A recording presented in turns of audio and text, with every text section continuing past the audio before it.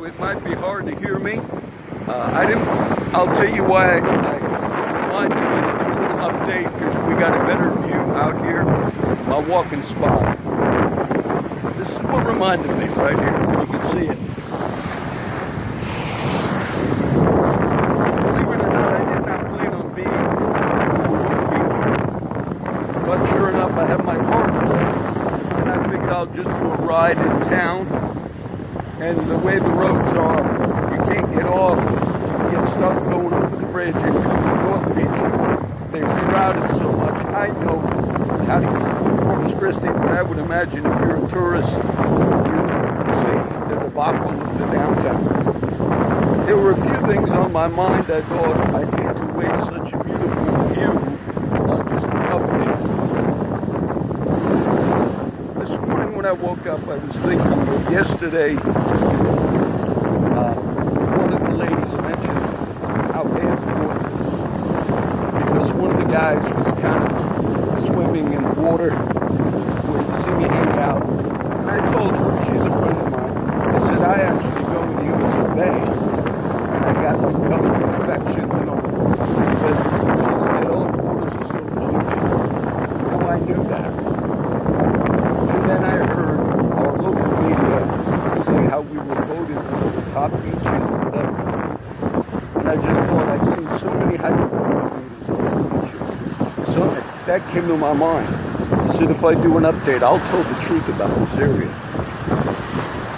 Sure enough, as I stopped here, walking the beach, that was a little baggie. You might see those little baggies with the trucks, okay? That one was empty. And across it all.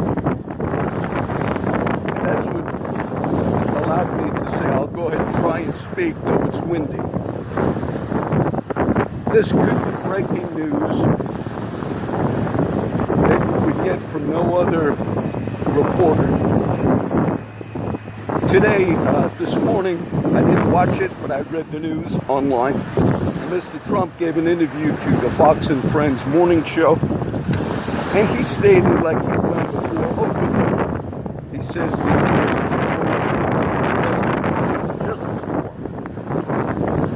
now, Mr. Sessions texted or publicly hit back and said, he was mad, Jeff Sessions, and he said, we have done everything we could to implement, in essence, the political agenda of Mr. Trump. And he spoke about security, immigration, things of that nature. And now there are two sides of what's going on people who are supporters of Trump. Many have said they wanted Jeff Sessions to resign a long time ago because he had to recuse himself. He really didn't have to, but he has recused himself from one of the biggest legal, political, executive, judicial questions in many, many years in this country, which has to do with the Mueller investigation, Rod Rosenstein, and various people who have shown, I got to get connections that's come out in the last 8 months or so. You've had more FBI people being, McCabe, Strokes, all these people being fired and also under criminal investigation, various ones than ever before in one particular instance, in this particular thing going on. And so some have asked for Sessions to step down. There's enough today for that man to step down. Why? It's never the job of the Attorney General to publicly state, I have done more, Mr. Sessions said, to implement the political agenda of Mr. Trump. That's not your job. So even the liberals that want you to step down, as well as the conservatives that want you to step down, there's enough today for you to step down. Besides the fact that Mr. Trump has openly made known on multiple occasions that he has no more confidence in Mr. Jeff Sessions. That in itself would be enough for any man of character to say, I can no longer truly do my job. And if Mr. Sessions says, no, I'm doing it because he claims there's no political bias in his, you just said there was. So as far as I know, nobody has hit on that yet. And that would be an argument both for the liberals as well as the conservatives to say that man needs to step down. You know, Mr. Obama told Eric Holder, he's my wingman. Basically, he's got me covered. And Mr. Holder, in various things that they did, particularly in the illegal criminal tapping into the computers of Cheryl Atkinson, a reporter who worked for a mainstream media outlet, Mr. Obama pretty much admitted that his attorney general was there even to violate law. And why is it so bad what we're seeing right now? Many of these people, even Mr. Mueller himself, have either criminal things going on. The judge, Bruce Orr, this criminality what took place. He's still working, I believe, for Justice Department. Certain things that took place. But Mr. Mueller also applied for to be head of the FBI, though he was formerly head of the FBI. The day Trump decided not to hire Bob Mueller, the next day Mr. Mueller began investigating Trump. He should have immediately recused himself. So you have so many conflicts of interest going on in this particular thing right now with the people that are involved. That's why you could not have an attorney general like Sessions recuse himself. Because by his recusal, he allowed the deputy attorney general, Rod Rosenstein, to be in charge of this debacle. Rod Rosenstein himself is a conflict of interest.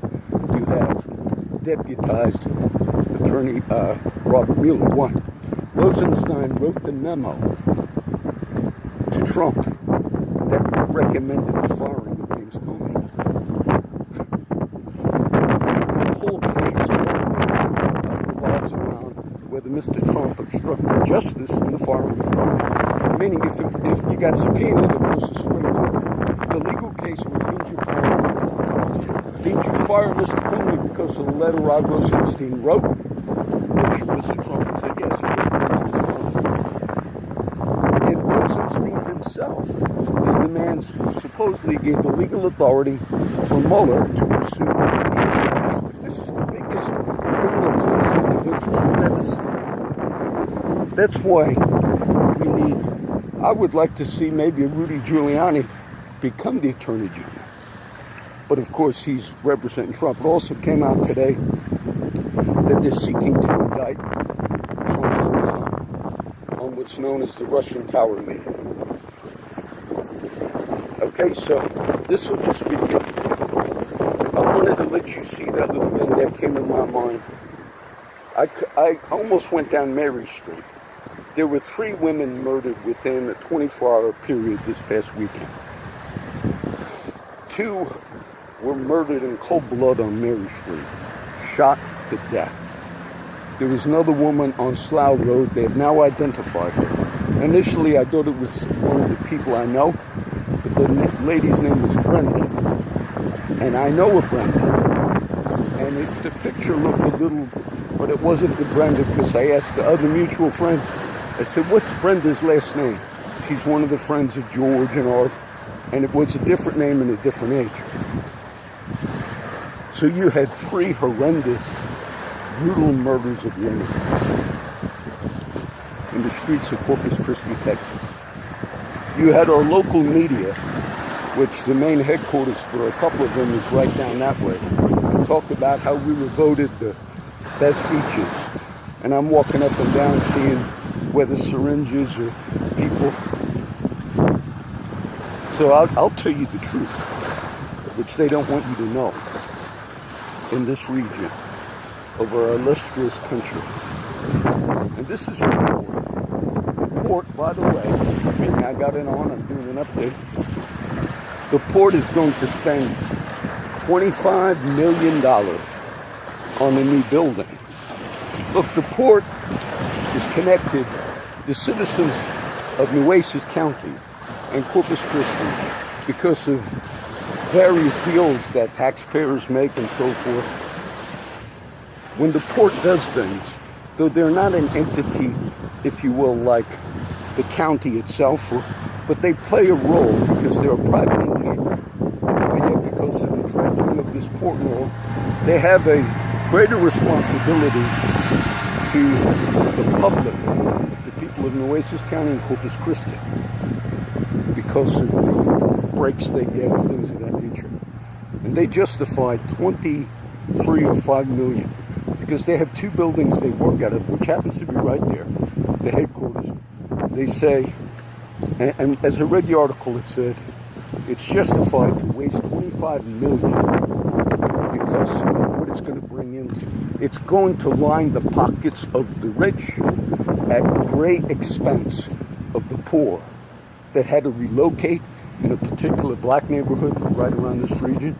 The rerouting of everything, they're going to tear this bridge down and put up another bridge, which led to the whole disruption for years to come. And I thought, as I read that article, I thought, you can solve all your homeless problem with that $25 million. How many homeless? The numbers, they talk about it, it's a huge problem. And it is a problem here and other places. But we got a few thousand homeless. Could $25 million possibly get a few thousand homeless people off the street? Provide that? Of course it could. But yet you're going to blow 25 million as an entity that should answer to the population here, because the taxpayers and the tax breaks and everything else that goes on. The port is also in a way supported by the pockets of the people who pay the taxes in this region, because of all types of things that go on and deals and everything else. So that's a total absolute waste of money. Besides all the other money to dredge it, to put a new bridge and everything else. And it's going to impact the region. How many jobs is that going to be? Sure, all fields got some people. So that would be your little update, because it's a beautiful, beautiful view. I really didn't plan on it. I saw that drug paraphernalia up and down the beaches of Corpus Christi. Your kids would be stuck with hypodermic needles, getting all types of things. And I had to do it because there was some media fake news that said something like we were the cleanest, best beaches. Everybody that has ever lived, I lived off of the Atlantic Ocean. But anybody that's ever lived somewhere else, when we first jump in the waters here, we say, wow, this place is polluted like you would never. Everybody I've heard say that. I've never heard anybody say, oh, the waters are so clear. It's the Gulf of Mexico.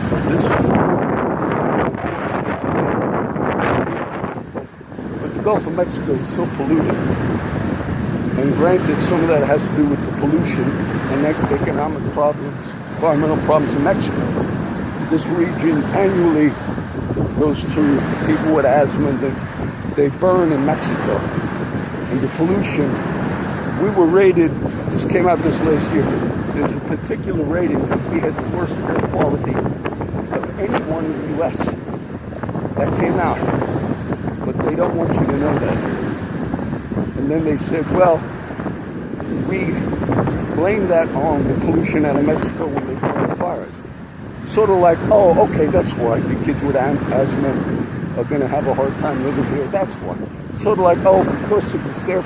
Sort of like when planes crash and a lot of people are killed. And then the media says, uh-oh, we got to find out if it's terrorism. And then like a week goes by and say, oh, thank God it wasn't terrorism. But your kids were still killed in the crash.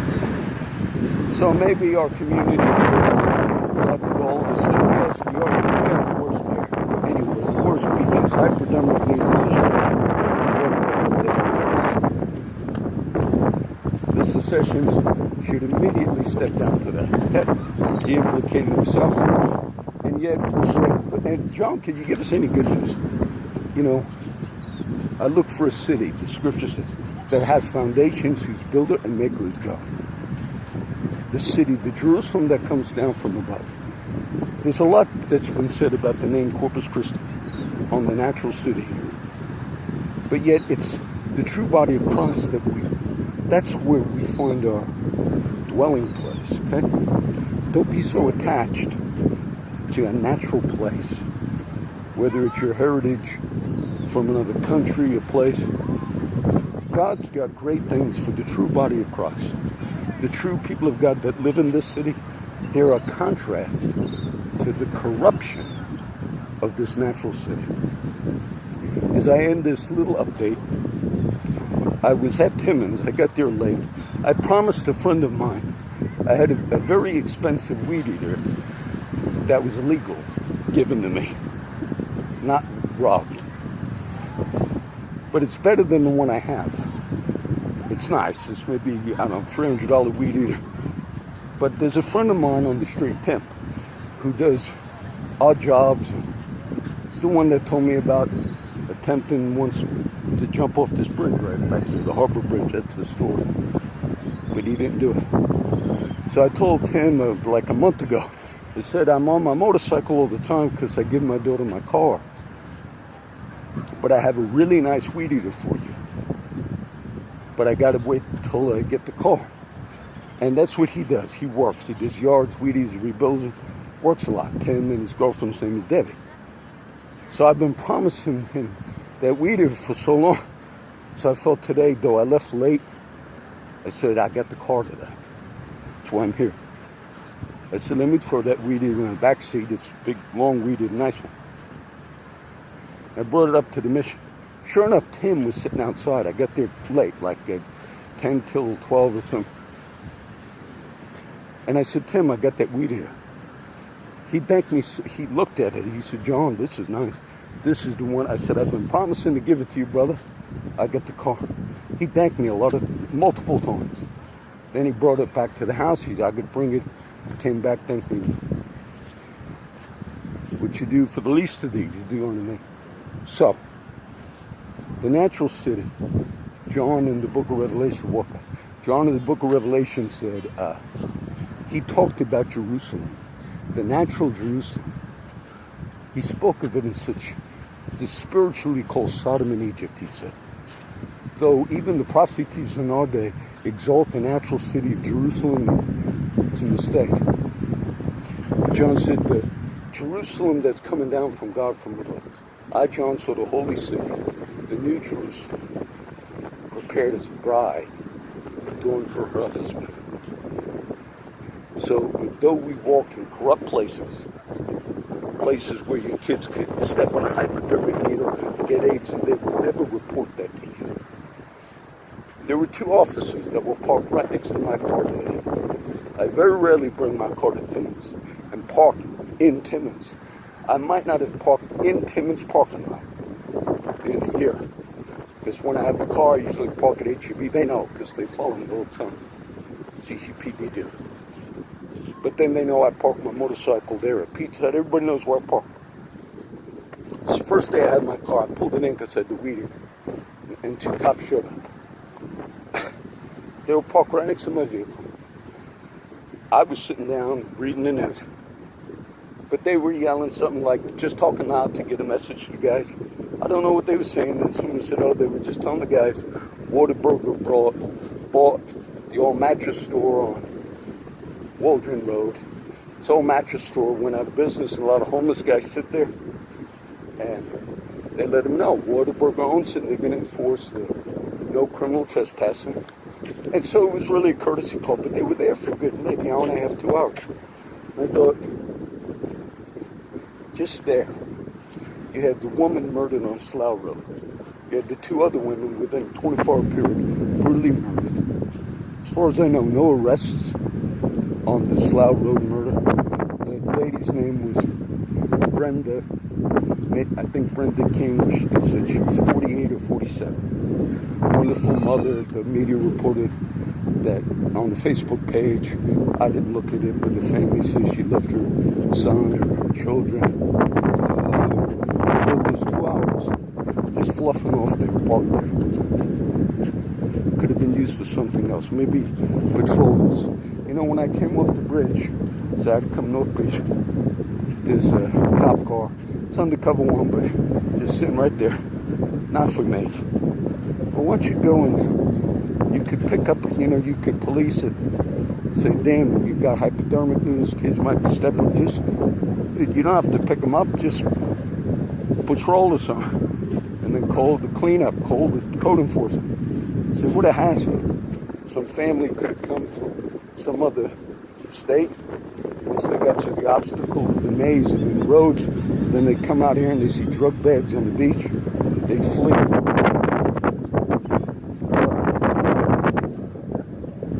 A trumpet will be, if a trumpet's blown in the city, people are going to hear it. Okay?